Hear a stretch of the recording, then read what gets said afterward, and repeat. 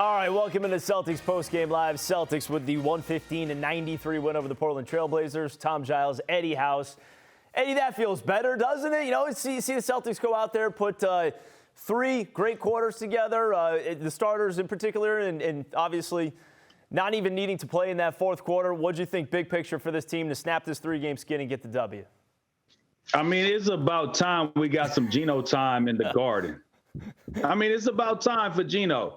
You know, it's been a long time, but it was good to see the guys sitting on the sideline, resting up because they took care of business early. I just like their energy. I like their effort on both sides of the court. I like the way they shared the basketball. It's a good feeling going into a long road trip.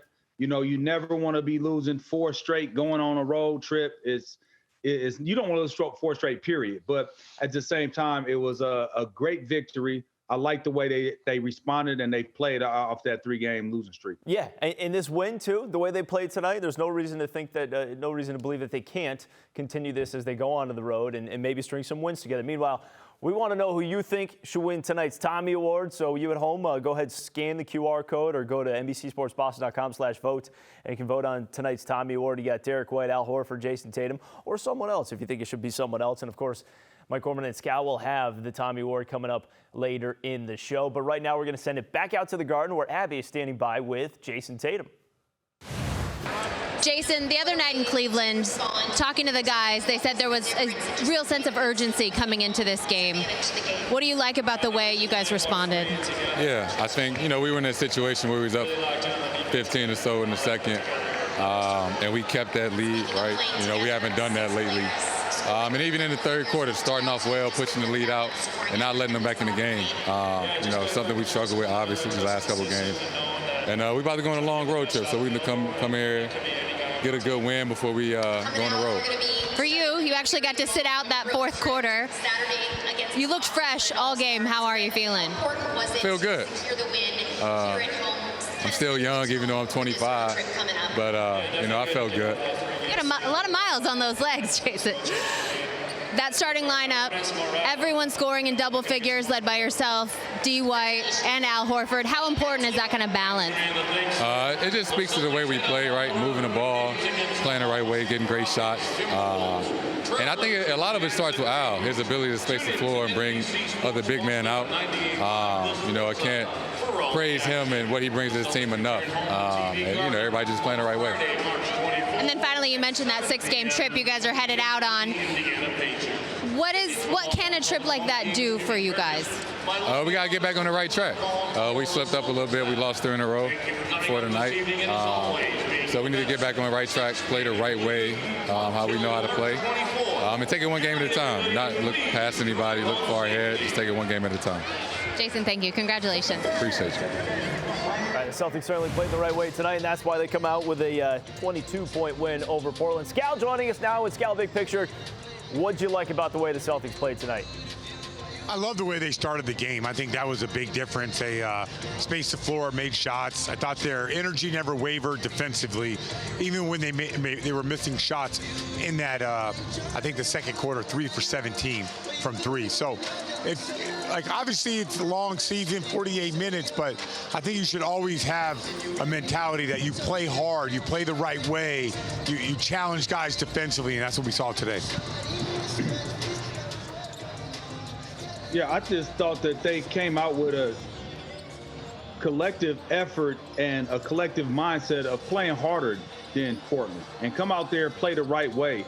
And when I say play the right way, is make the right plays, make the right pass, make the right cuts, be engaged. Nobody was individualized tonight. I think they were all together on a string, not only defensively. When we talk about that, the proverbial string on defense, I thought they were on a string offensively because it seemed like as soon as somebody would dive, catch it in the paint, there was a guy cutting, they could hit him. Or there was a guy relocating to the corner, did hit a 3, or relocating to the wing. So I just thought they were connected tonight the way that I haven't seen them connected like this in a while, and it was really good to see them out there play like that. Yeah, defensively, too. I thought in particular in the first quarter, you know, even though Damian Lillard, you know, was going off in the first half, it seemed like defensively you like the game plan from what you saw there. Guys helping on him and making life difficult for him. He got to the free throw line, so he still racked up the points. But defensively, what did you think in general, Scal? they played really hard against him. They were into his body. They weren't letting him come off the screens. And it was a fresh body. You saw Marcus Smart early. He got the fouls. Malcolm Brogdon got on him. Derek White got on him. Jayson Tatum got on him. So the game plan to stop Damian Lillard was off the charts. And he's so talented and so good. Like, he was trying to get other people involved. I think Damian Lillard was thinking, I'm not going to be able to beat this team unless my guys make shots. But I love the defense on Lillard. And like I said, the Celtics didn't play well offensively in the second quarter, but their defense was on point this entire game. Yeah, again, I'll go back to that word collective effort. I like the game plan because, again, he's probably obviously he is the best player on their team, and I'm not sure if there's another guy that can do the things even close to what he does, to where you're worried about that, where, you know, his shot making ability and his passing. I like the fact that they kept different bodies on him, man, and they gave him different looks. There was no secondary guy for them, so it kept him confused, kept him on his heels, and had guys out of rhythm in Portland. They were catching the ball out of rhythm and stuff like that. I just like, again, the effort tonight from everybody that was out on the court, offensively and defensively. Yeah, Damian Lillard had 2 threes. I think they both came in the first 90 seconds, and didn't hit another one after that, as you saw them defend him extremely well tonight. Meanwhile, let's get to the DraftKings Sportsbook and look at the same game parlay in this one. First of all, the Celtics were favored by 9.5, 10 in this game. They took care of that. They won by 22. And Scal, I mean, you can't make this stuff up. You can't make this stuff up. I mean, we had Celtics money line, good. Damian Lillard under 35.5, good. He finished with 27. Now, because the Celtics were so in control going into the fourth quarter, we didn't see Jayson Tatum play a minute in that fourth quarter, and he sits at 30 points. Just needed one of those 2 free throws that he missed. That would have done it for us. But I thought, all in all, you had it lined up. Just who would have thought Jayson Tatum wouldn't even play in the fourth quarter of this game? Or make one of those free throws. But you know what? Like, I look at that as like you know, when I was a player, I didn't look at moral victories, right? That's not how I looked at it. I wanted to win games, or I lost games. Today was a moral victory for me, Tom Giles, because I feel like I got it right. I knew Damian Lillard wasn't going to go off. I knew we were going to win. And then I just thought Tatum was going to have a good game, and he had a good game. He just was a half-point shy. So, hey, man, it's how it is. It's how it is. I'm disappointed that I didn't get this win, but moral victory for me.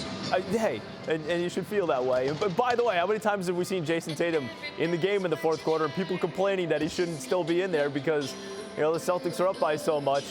And, of course, this is the night where he didn't play in the fourth quarter while they were up by 20 points.